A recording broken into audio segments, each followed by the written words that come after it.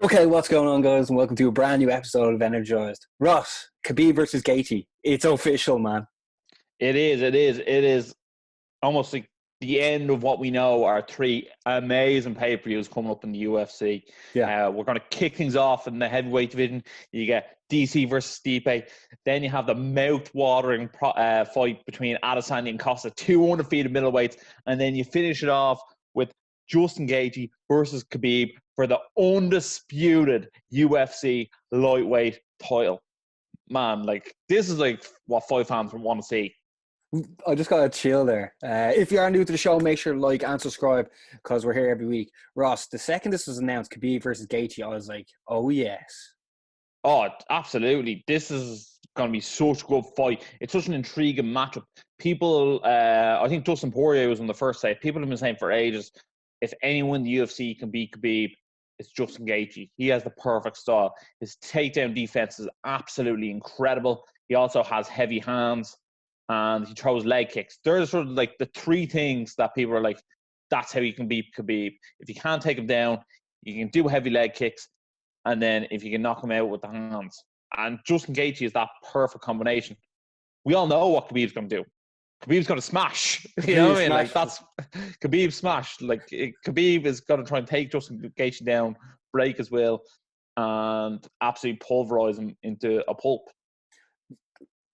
Obviously, Khabib's undefeated. Do you actually believe Gaethje has it to beat him? Because we've seen Gaethje lose before. And why do you think he does? I think, like, Gaethje every time he's lost has been like properly stopped, if you know what I mean. Yeah. So he's never quit. He showed up on a couple of weeks' notice, beat Tony Ferguson in a 5-round war. Unreal. You know what I mean? Like, his cardio was absolutely incredible. I don't remember him being taken down in the UFC now. Maybe he has been, but I don't recall him being taken down in the UFC. And we all know he can crack. You know what I mean? Like, he hits very, very hard. Yeah. His leg kicks are phenomenal. So he's like, if you were to design someone to beat Khabib, like, that's exactly what you design. Do you think so? Yeah, well, what would you say Khabib's weaknesses are? You probably say, well, he's definitely better at stand-up or worse at stand-up than he is on the ground. Yeah. So who's better at stand-up? Justin Gaethje. You know yeah, I mean? And for people that don't know, like, Justin Gaethje has a massive background in wrestling as well. So massive. He was All-American collegiate wrestler. And on top of that, like, I think Justin Gaethje has like 22 wins and like 18 are by knockout. You know what I mean? Like, there's no messing with Gaethje. He's in there for the kill. You know what I mean? No one embodies kill or be killed more than Justin Gaethje. Was it that win that he got over Tony Ferguson? Is that the win that just made you realize he can beat Khabib? Because everyone knows, like, Khabib looks unbeatable and he is undefeated. I always sort of thought Justin Gaethje was the guy to beat Khabib, and I always thought, if, you know, obviously being Irish, you're going to look at, like, how does Conor McGregor get the belt back again? Yeah. I always thought Conor McGregor actually, like, has a very good chance of beating Gaethje. I don't think he has a good chance of beating Khabib, but I think Gaethje has a better chance of beating Khabib than Conor does. So I almost feel like that's the way of getting McGregor back in there for a belt, if Gaethje can get the job done against Khabib. I think he's by far and large the biggest threat to Khabib's title in the lightweight division. And if you're Justin Gaethje now, what would you base your camp around, and what would you do differently, or what would you keep the same? To be honest, if I was Justin Gaethje, I'd stick to the same game plan as I do for most fights. If he can turn the Khabib fight into a brawl, that's not what Khabib wants. Khabib does not want to be in there, you know, in a phone booth, swinging hooks with Justin Gaethje, because Gaethje will land, and he will land harder. Would you recommend Gaethje picks up the phone and rings one of the biggest superstars to come out of Fight Island, Khamzat Chimaev? Look, I'm not going to lie. I saw Justin Gaethje doing rounds with Usman before that fight. Usman's probably as good as you can get to replicate Khabib. Yeah. And I hope his feet are okay going into this fight, and Usman wasn't doing too many foot stomps on him in training. But yeah, if you can get Chimaev into his camp, absolutely. But Chimaev is maybe the person you don't want to be getting into your training camp at the moment. He might smash everyone. Yeah, but just like yes.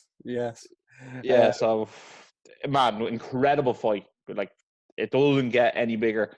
than Khabib versus Gaethje for fight fans. That is a real fight fan's dream. Exactly. Like, and just as you brought up, the way the UFC have sorted out Cormier versus Miocic 3 to look forward to the next pay-per-view. Then Adesanya versus Costa. They're really setting up these fights. Yeah, it's superstar city over there. And I think it looks like DC Stipe is going to be Vegas. I think the other two will be on Fight Island. Just because they're all international fighters, obviously bar Justin Gaethje, but we've seen that they can get American fighters to Fight Island. I think it's harder to get international fighters into the US. But UFC have proved that they can get anything done if they need to get it done. So I wouldn't have any doubts against Dana White. If he wants to fight in the US, he'll get to fight in the US. Yeah, Dana White really pulled off some amazing things at Fight Island. Another question as well, Ross. Those 3 fights are all lined up, and they're like amazing pay-per-views to look forward to. Which one are you looking forward to the most? Is it Khabib versus Gaethje, Miocic versus DC, or Adesanya versus Costa? Because all 3 are absolute bangers. To be honest, they all have their own interesting twist to them. Obviously, DC... Start off with the one that's coming soonest. UFC 252. DC versus Miocic, the trilogy. The winner of this fight will be able to raise their hand and say they are the greatest heavyweight in mixed martial arts history. These two are the very best the heavyweight division has to offer.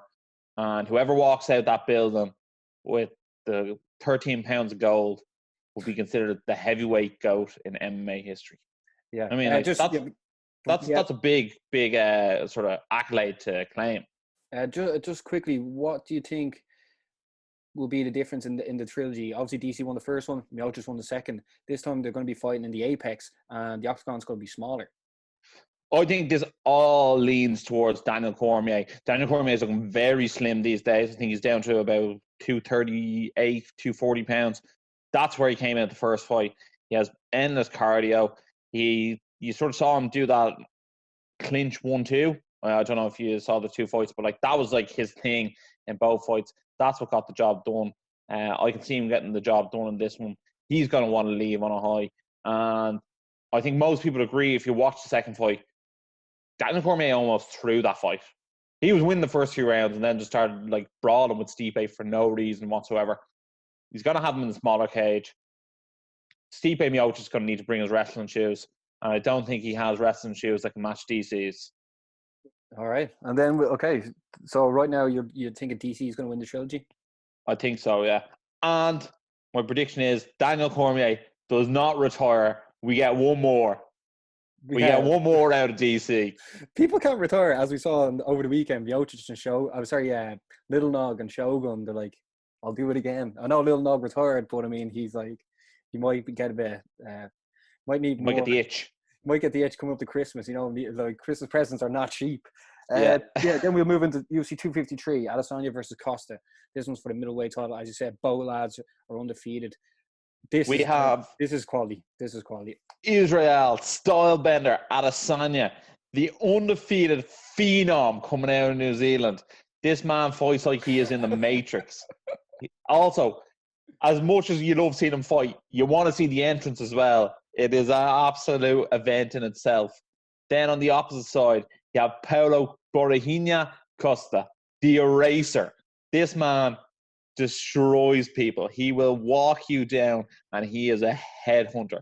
He is coming for Israel Adesanya's head, and apparently he is running through sparring partners in training. As in, most people would like sort of are nice to sparring partners. They try and get feel for them. They'll try and get them to emulate the opponent. Not Paulo Costa. He's just there, and he's knocking them out left, right, and centre. This guy is coming for Izzy's head, and at the moment, I feel like a lot of people are underestimating him. Dan Hardy last week said that he's just a jacked up bodybuilder. I don't think he is. Anyone who can go in there and beat Yo Romero and stand toe to toe with him is a man to be feared with in the middleweight division. Yeah, definitely, yeah. And then UFC 254. Hold on. You never give me your prediction for it. I said Paulo Costa, man. You think Paulo Costa will be Adesanya? Yeah, I saw Gaethje got hands on Adesanya. I think Costa's going to be able to get hands on Adesanya. And I think Costa's hands are heavier. Oh, sorry, not Gaethje, Gastelum. Yeah. I think I think Costa's hands are heavier than Gastelum, and I think he'll be able to put him away. Yeah, these will also be. We presume this will be back on Fight Island, so the octagon will be bigger than the one that's on the Apex in Vegas. Well, previously, when Yoel Romero fought Adesanya, they didn't really engage. Can you see that happening again? No, because I feel Costa pushed the pace on Romero. Romero's counter striker. That's why, like, he sort of conserve, explode. It's almost like Tyron Woodley, you know what I mean? Yeah. Except Yoel Romero has more success with the explosion part. And Costa he's in there and he wants to back you up against the cage. Like, he throws kicks to the body. And, like, his leg is like a baseball bat when he swings it. It's next level scary. I think he's one of the best fighters in the UFC at the moment. And I also think he's one of the most underrated fighters in the UFC at the moment. Who's that again? Paulo Costa. I can't wait to see this fight. At the moment, I'm thinking Adesanya will win it just for I think he's going to be able to pick the shots better. But if Costa goes in like a freight train, there's going to be an explosion. So I'm really looking forward to that. And the last time we had two undefeated fighters fighting for the UFC belt was back with Rashad Evans fighting Lyoto Machida. And Lyoto Machida came in there, the challenger, and got the knockout there. So I think the challenger is going to come in and get the knockout here too. I'd almost say Adesanya would be more like Machida rather than Rashad would be more like Costa. If you sort of have to say who was more like who. So that would almost say Adesanya will win. But then, Ross, UFC 254, sell it to me. Khabib versus Gaethje. We have the undefeated, undisputed Dagestani wrecking machine that is Khabib Nurmagomedov. He is coming into this fight, and he has come out this week and said he only wants 2 more fights. It'll be this one and then a retirement fight. Do I believe him? No, I don't. But if that's all we have left, you have to bask in the glory that is Khabib Nurmagomedov. He has taken some of the best fighters in MMA history, and he has made them look like chumps. That is what he's done to them. He destroyed Dustin Poirier. He broke his will. And we've seen how good Dustin Poirier has been before and since that fight. On the other hand, you have the human highlight reel that is Justin Gaethje. This man has more fight performance bonuses than he does fights in the UFC. How is that possible? I do not know. He is in fight of the night and he wins knockout of the night. Because he won fight of the night and knockout of the night in the same night. It is absolutely insane. I thought you didn't know. An absolute killer. He's in there to get the knockout every single time. No fighter embodies kill or be killed more than Justin Gaethje. I'm excited to see this one. And he is the perfect kryptonite for Khabib. Can he get the job done, Barry? I don't know. I really don't know. It's so far away.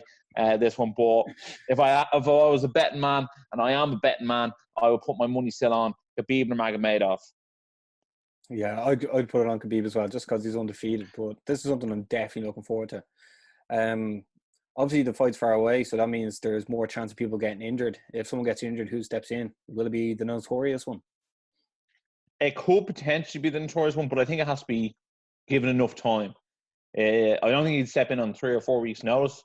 But I do think if it was before the Adesanya fight, if there was 6 weeks notice, McGregor might step in. But he doesn't want to be known as a replacement fighter, if that makes sense. I get you. Although it wouldn't be a bad idea because there wouldn't be huge amount of each other's team on the island as well.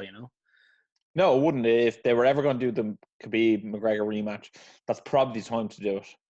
Yeah, there are 3 serious events to look forward to. Obviously, the most recent one coming up is Miocic versus DC. That'll be on August the 15th. So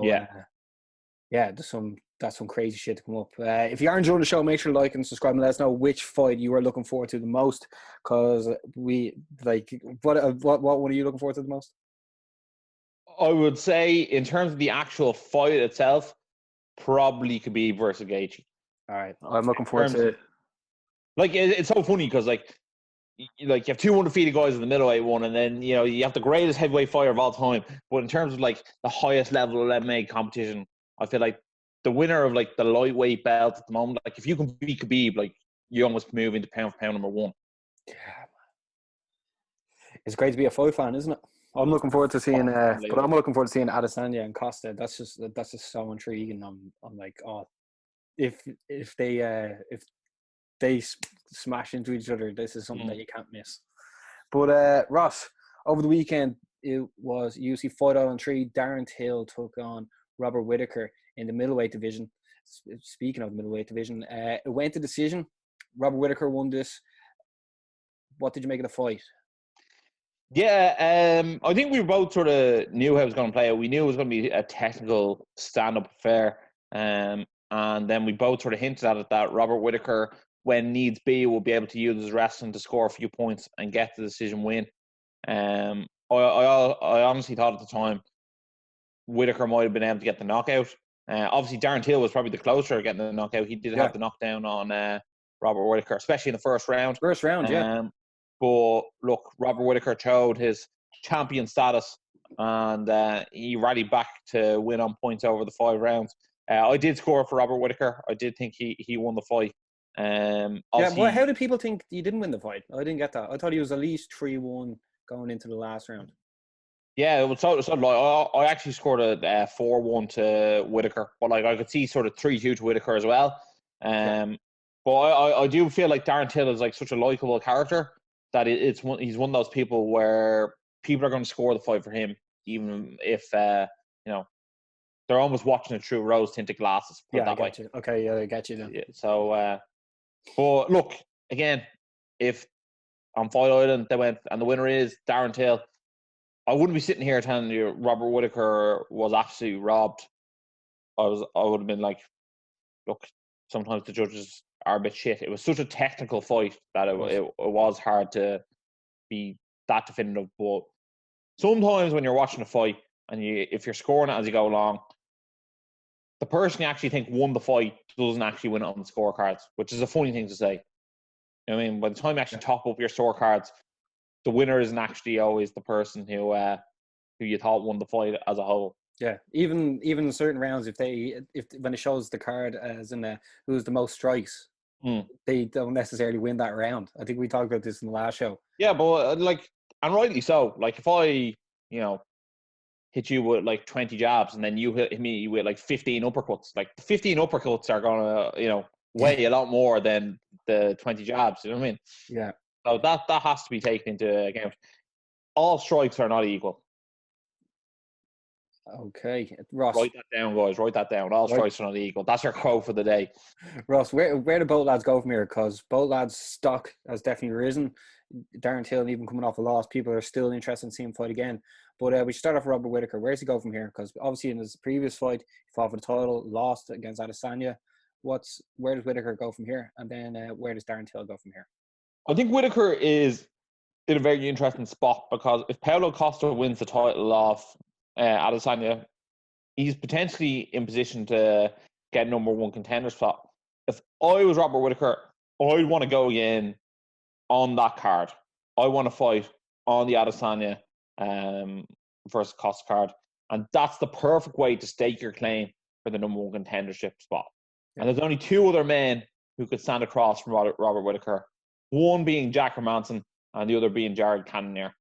I personally, for whatever reason, prefer the Jack Hermansson fight.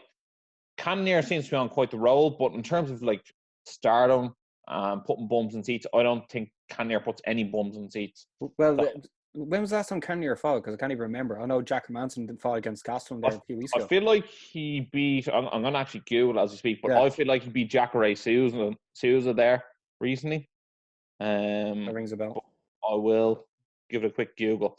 Jared Cannonier, here we go. And his last fight, he actually beat Jack Hermansson. And he beat Anderson Silva, and he beat David Branch. But he lost previously to Dominic Reyes.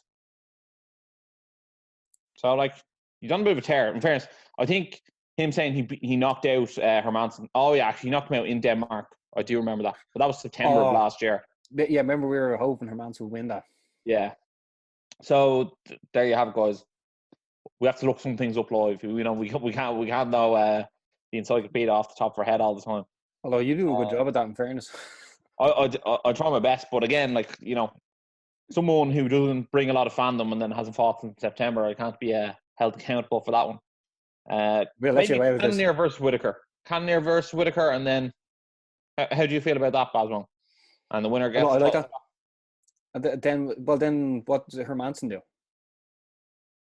Hermanson's in a bit of a funny spot. He just beat Gastelum. Gastelum quite highly ranked. Maybe Hermanson fights the winner of Brunson versus Shabazian this weekend, especially if Shabazian gets the win, because he seems to be on like a very serious upward trajectory.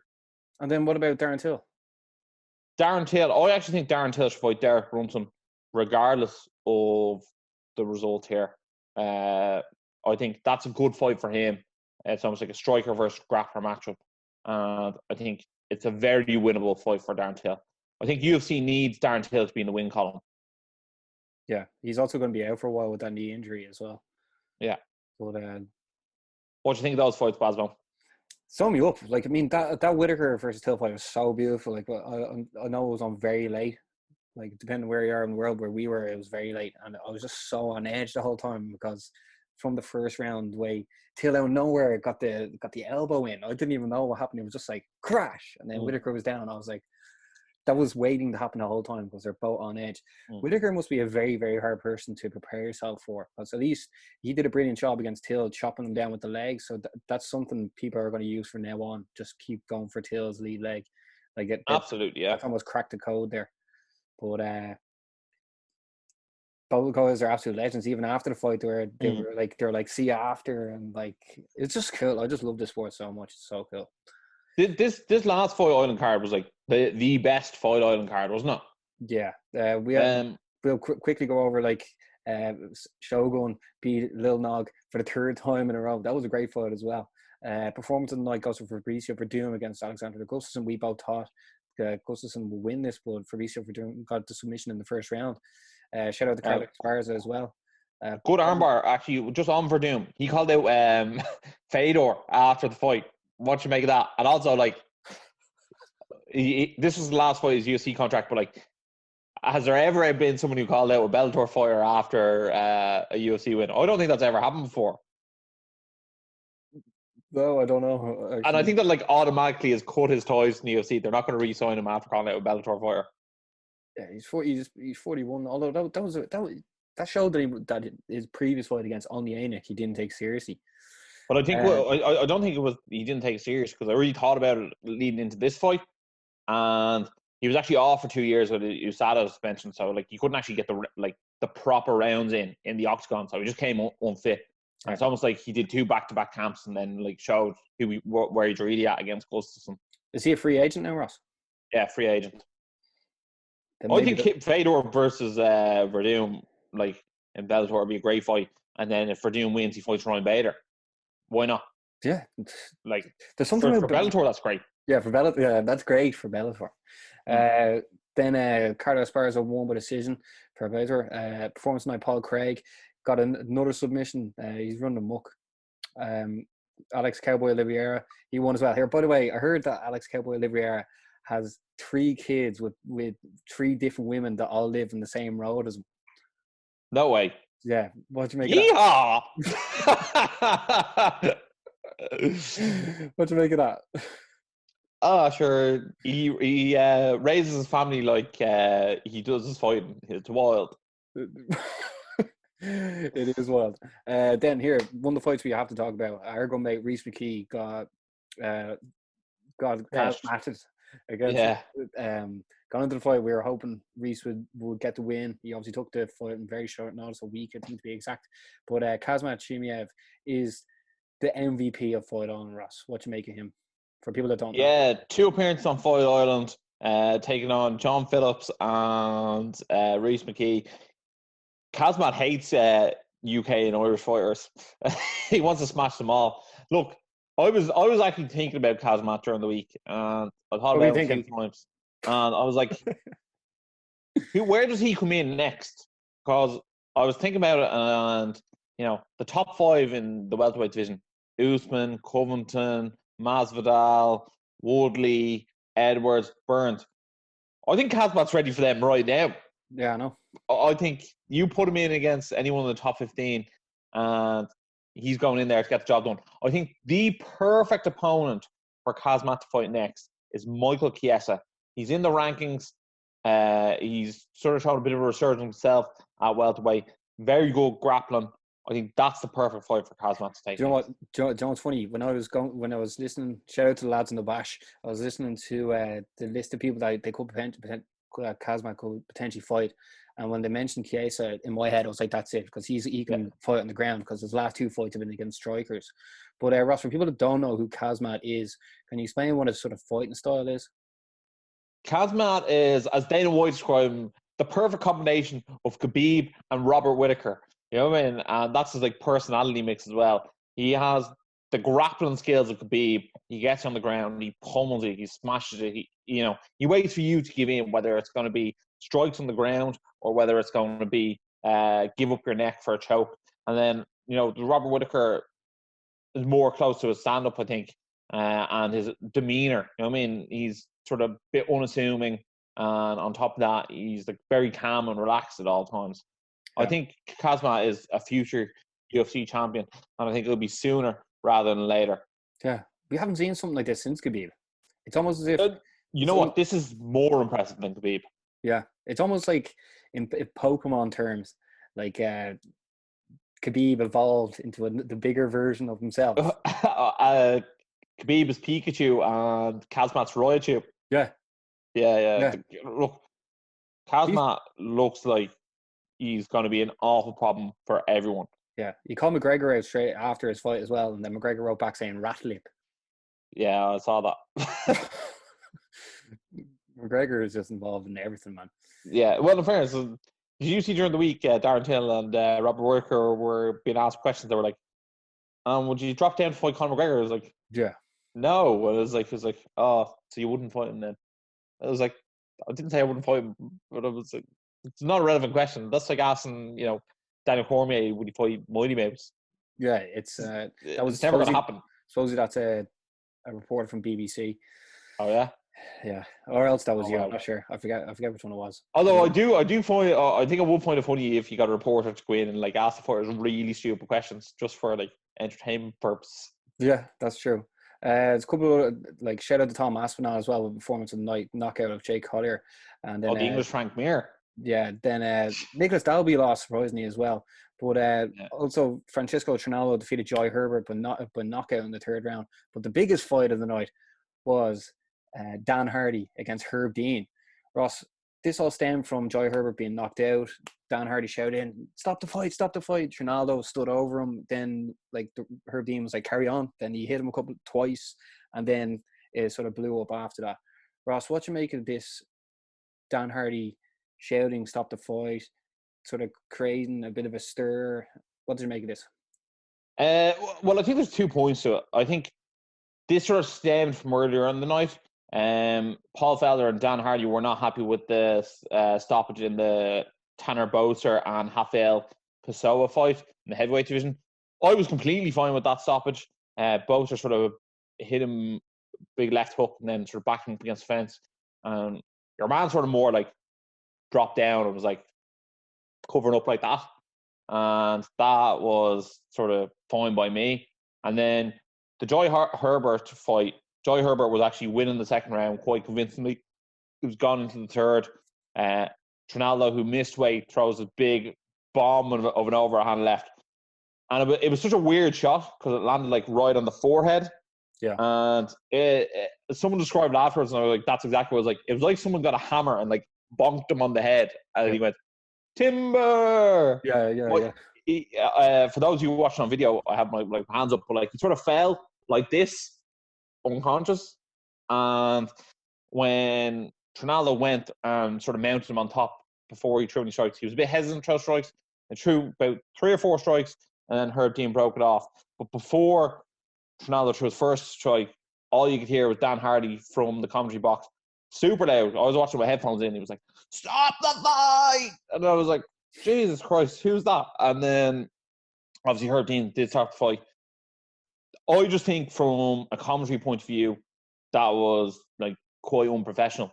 if you know what I mean, from Dan Hardy's point of view. I understand he's passionate. I understand that, you know, he thought the fight should have been stopped. But I think he let his personal relationship with Joy Herbert, he saw his friend getting in there, his friend was hurt, and he got very heated and aggressive.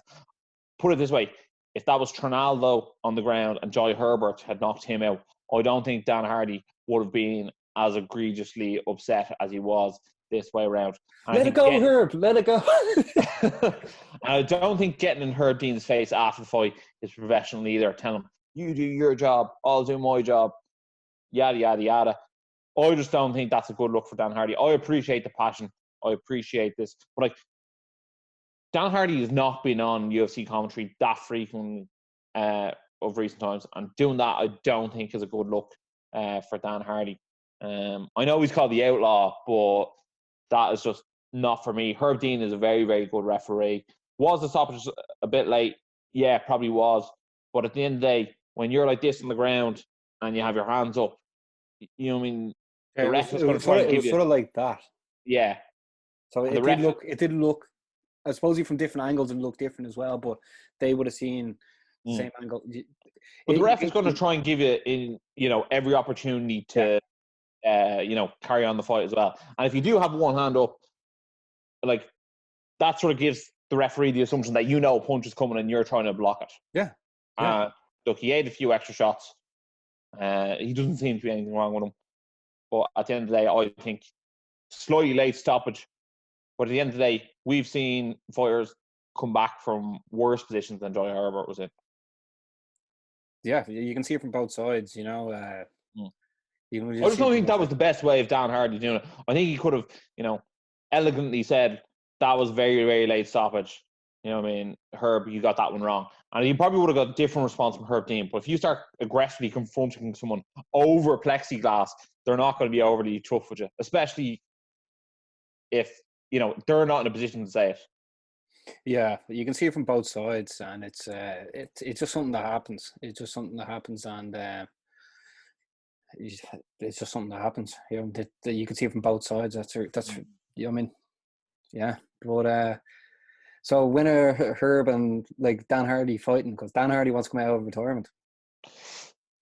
I actually saw a lot of people being say Dan Hardy would smash Herb Dean, but I'm pretty sure Herb Dean's like a lifetime martial artist and he's much bigger. He'd hold his own. So I'd say if he did a jiu-jitsu match, I'd fancy Herb Dean. Yeah, Herb Dean. Herb Dean, even though that's Keith Dean, but I actually think he was called the Hurricane. You know that back in his MMA days. Oh, Herb Dean. Do you think Herb Dean's a good ref? Yeah, he's one of the best in the business. Yeah. Also, John McCarthy came out and stuck up for Herb Dean. Yeah, it's just something that happens, but you live and you learn. Okay, Ross. This weekend, Brunson's taking on Shabazian, and it is kicking off the Apex again. Sorry, just overall before we move on, what did you make of Fight Island? What did you make of it? Did you watch the videos on how they created it? Just what did you make of the experience overall? I actually didn't watch the videos how they created it, but I loved it. I thought it was great. I thought you got high quality fights, and you got what you asked for. You know what I mean? Yeah. You got to see all the international fighters fight. We got some of the biggest fights of all time. Masvidal versus Usman both broke 1.3 million pay-per-views. Few conscientious decisions along the way, but the caliber of fights were as high as it gets. Yeah, I forgot to ask you as well, or just bring it up. Darren Till walked out without any music. Do you have any thoughts on that? Well, like you said, Sweet Carolina's for the fans, and there's no fans there, so we didn't want to play it.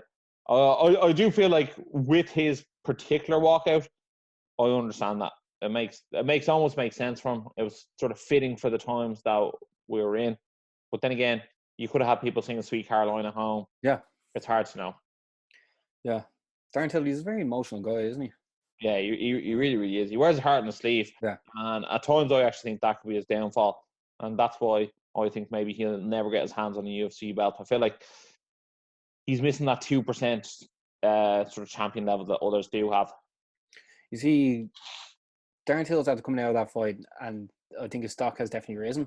But with Masvidal losing, I don't think his stock has risen.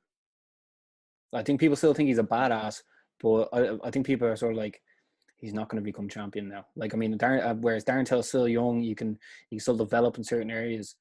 But I think I don't know. There's definitely a way to the belt for Darren Till, and also I do feel if he can get a fight with Adesanya, he'll fare better against Adesanya than he would against Whittaker, just style wise. Yeah. Yeah, I know. Obviously, Masvidal wasn't on the cards here to talk about, but Masvidal coming back out of a fight on him, like, where's he go from here? Because I can't, like, that BMF belt is now sort of done with because he lost to Kamaru Usman, no matter what you say. Yeah, well, I wouldn't be surprised to see him run it back with Nate Diaz. I feel like if they do run it back with Nate Diaz, I'd be all for that. But like, I don't want to see like the BMF belt on the line. I'd rather just the two of them fight each other. Or alternatively, if you grab Nick Diaz out of retirement and you put Nick Diaz against Masvidal, now I'd be very interested in that. Okay, yeah, that's a great show. Ross, UFC fight night. We're back in Vegas, baby. Vegas, baby. It is Derek Brunson taking Edmund Shabazian. We may as well kick it off with this, and then we'll have some honourable mentions on the card as well, because it's not as big as certain cards that we've just gone through. But Derek Brunson, ranked number 8 in the middleweight division, against Edmund Shabazian, who's ranked number 9. For people that don't know, Shabazian actually trained with Ronda Rousey. And managed by Ronda Rousey as well. There you have it. She actually did a FaceTime with Dana White, like, discussing this fight. Shabazian is the hottest prospect in the middleweight division right now. Why is that? Because he finishes fights. He's had 11 wins, 0 losses. He's undefeated with 10 finishes. He has not seen the second round in his last 3 UFC fights. He looks incredibly impressive. He knocked out Brad Tavares with a head kick. He knocked out Charles Byrd. And he also finished Jack Marshman. So he can get it done no matter what, whether it's on the ground or on the feet. On the other hand, you have Derek Brunson. Derek Brunson, you know, he can pull out some big wins. Like, he has wins over Lyoto Machida and Uriah Hall, but he seems to really struggle against the upper echelon guys. He's lost to Anderson Silva, Adesanya, Jack Ray Souza. I think he lost to Robert Whittaker as well. You know, I mean, he's got a few losses there that are, sort of shows when he fights someone in that very upper echelon, he can't get the job done. He should have beaten Anderson Silva, but he was so tentative, it was ridiculous. Oh, absolutely. I think that was a sort of contentious decision. It was a bit like with Anderson Silva at that time. You know, no one was clamoring for Derek Brunson to win. That was almost Anderson Silva knocked this guy out. You know what I mean? And then he just didn't do it. He's also been knocked out, I think, 3 times his last 4 losses. So he is susceptible to the knockout. That's why I fancy Shabazian to get the job done here via knockout. Would you call Brunson a bit of a gatekeeper now at the moment? More than likely, yeah. I think he's never going to get the belt. Sorry, Derek, but I just don't see it happening. There's too many better guys ahead of him. So I think he'll perennially be ranked between 10 and 15 for the next 2 years before he's gone altogether. So you think Shabazian will probably knock him out as Brunson goes for a takedown? Yeah, I think he'll knock him out, and I think he'll knock him down early. Also, Derek Brunson's 36, you know what I mean? He's no spring chicken, and Shabazian's 22, you know what I mean? So, yeah. One fella's very hungry. I think Shabazian's like Armenian. I saw him raising a flag. I think it was the Armenian flag. But what happens after this fight, Ross? Obviously, Shabazian will then move up to number 8. And then it's Murderer's Row, literally after this. It really is Murderer's Row. Murderer's Row. It's not funny word saying. Like, imagine that. It's like, walk down Murderer's Row there. It's like, I'm all right. Yeah, thanks. I'd rather not. But Shabazian looks like someone who could actually fight every single person on the UFC middleweight rankings just because out of longevity being 22. So 22. If I were him, I'd call my shot. I actually think the best fight for him is maybe he fights Jared Cannonier. I'd call Jared Cannonier out. Jared Cannonier will keep it on the feet. Shabazian's best on the feet. If you fight someone like Hermansson's very good on the ground. You might not want that fight. Kelvin Gastelum's very, very tough. You probably don't want that fight. You could call out Darren Till, and that would be an epic way to get a title shot. And he knows Darren Till will keep it on the feet with him. Robert Whittaker is almost probably a stretch at this stage because he's number 1. And then I'm not too sure how I'm left out. Oh, and then obviously there's Costa and Adesanya. which, at best he could probably fight the loser of those two. Yeah, I think I already asked you that earlier. Who do you think Brunson would fight? I think it was, did you say Till? Yeah, I think I just said Till was a nice matchup for Till either way. Yeah. Win or lose. Then Jojo Calderwood's on this. She's fighting against Jennifer Maia. I thought Jojo was scheduled to fight. I think she was going to fight Shevchenko, but I think she said she wasn't going to wait. So maybe she needs a payday. Yeah, that's a good move.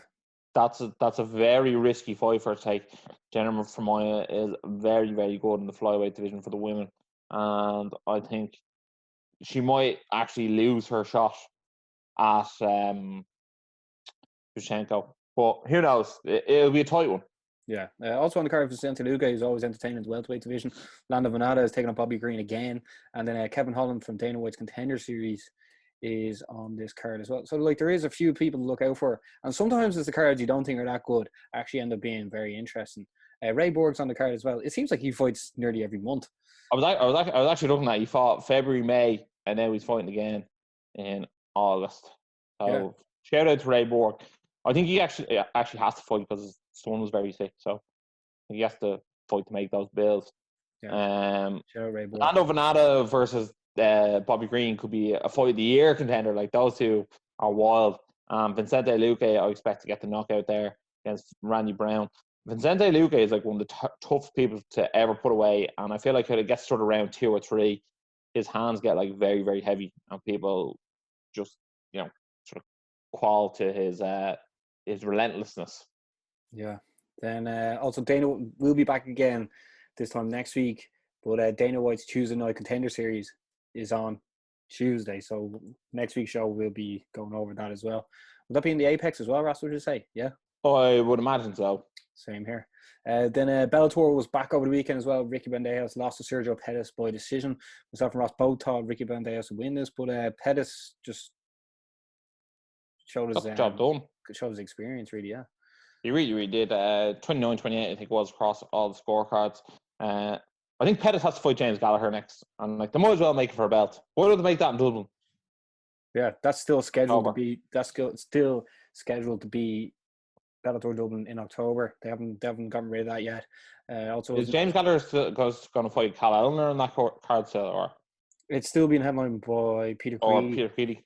Yeah, but they might just put the James card fight on it. We'll find out. Obviously, we'll find out soon. There's Bellator's on again on the 7th. That's going to be Henderson against Chandler 2 or 3 or something, isn't it? 2, yeah. Also, Aaron Pico won over the weekend as well. Ross, before that sort of wraps up the MMA, but there is some sort of boxing we want to go over. It was announced that Mike Tyson is coming back out of retirement and he's fighting Roy Jones Jr. This is going to happen in September. I think it's in the teens, so I think it's like the 12th to the 17th. But when you found out this matchup was made, what did you think? You know what? I was actually, it was a bit like watching Darren Till versus Robert Whittaker. I was sort of hoping both guys would come in and get their own showcase, if that makes sense. Yeah. I think Mike Tyson was originally meant to fight Bob Sapp, and I was like, perfect. Bob Sapp's going to get absolutely mauled here. And like, people were like, yay, Mike Tyson. And then when it came to Roy Jones Jr., I was like, oh, I quite like Roy Jones Jr. He's absolutely phenomenal boxer to watch. Like, back in his day, he was one of the best to ever do it. Yeah. And I'm always sad one person's going to have to go out here and lose, if that makes sense. Yeah, Mike Tyson announced he was going to give away all his money that he makes from the fight. Also on the card, Jake Paul, the notorious YouTuber / boxer, obviously, is fighting a former NBA player, Nate Robinson. Oh, I definitely fancy Nate Robinson to win this because like he's like a thoroughbred athlete coming in here fighting Jake Paul. So I expect him to get the job done on that one. In terms of Tyson versus Jones Jr., I like Tyson to win. I think he's definitely going to be the bigger guy. He's going to be the stronger guy. And he's going to hold more knockout power. Apparently, there's no judges in this fight. So the only way to win is by knockout. Otherwise, it will just be a draw. So make sure you go for the finish, lads. Yeah, that should be good.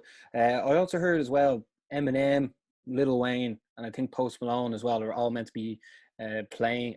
What would you say? Performing. At the event. Yeah. Okay. But there's no fans at the event. Well, maybe like that will like increase the sort of the pay-per-view boys for it. You know what I mean? Yeah. But that's crazy, isn't it? Like, for someone like Jake Paul would be like, oh my God, I'm on a Mike Tyson card. Who'd you favour going into this fight? Well, I'm just up for Mike Tyson full stop because he's a legend. Also, his podcast is great. Yeah. Although the only thing I will say is that Roy Jones Jr. only retired in 2018. So, in terms of who's going to be in better boxing shape, definitely Roy Jones Jr. Yeah. Also, Mike Tyson hasn't fought in so long, so maybe that would help him as well over the last year. Like, he's probably less chance of getting knocked out. Yeah, but he's probably looking after himself more and his body more over the last few years. Now, I know he's smoking as much weed as he can, but I think physically he looks great in the videos we've seen. And I'm sure he can knock both of us out with one dig. But as for the Jake Paul thing, hopefully, like if he wins, then there's an opportunity to fight someone that bigger that will actually like definitely spark him out. Like, you know what I mean, you'd rather see him get sparked, like knocked out, rather than lose the decision. You know what I mean? Oh, definitely, yeah. I don't know. I just want to see knockouts when it comes to the boxing. To be honest, I have very little time for decision unless like it's very high end boxing, and I don't think we're getting high end boxing. No, the last fights. No, his last fight was actually terrible to watch. Although he like battered your man Anise and Gabe in the first round. That was in Miami. But there is boxing as well this weekend for people that want to know. Matchroom Boxing are starting off their first event in Eddie Hearn's back garden, and it is being headlined by Sam Eggington against Ted Cheeseman. So this is you couldn't write this, or you couldn't put this in a sandwich, Ross. No, you couldn't. I'm just excited to see the layout for Eddie Hearn's back garden. I have no real interest in the guys actually fighting, and not to knock the guys who are fighting, but I am interested to see what way it looks. How high quality will the production be? Will there be any bloopers, or will there not? Eddie Hearn seems to always do a good job. He has taken the inspiration from Dana White. I was just about to say that. This is inspiration from Dana. Yeah, it is. So I'm just excited to see it. You know what I mean? And again, the more live sports that come back, the more the world will feel normal again. And the more the world feels normal again, the better. Yeah, that's going to be on before Brunson versus Jabazian this Saturday. So, I mean, it's a good thing to wet your whistle, you know? Exactly. Yeah, Ross, that's what wraps things up. Obviously, next week's show, we're going to be going over, like, John O'Carroll is going to be fighting next week. Oh, no, sorry, not next week. Oh, no, I'm looking 2 weeks in advance.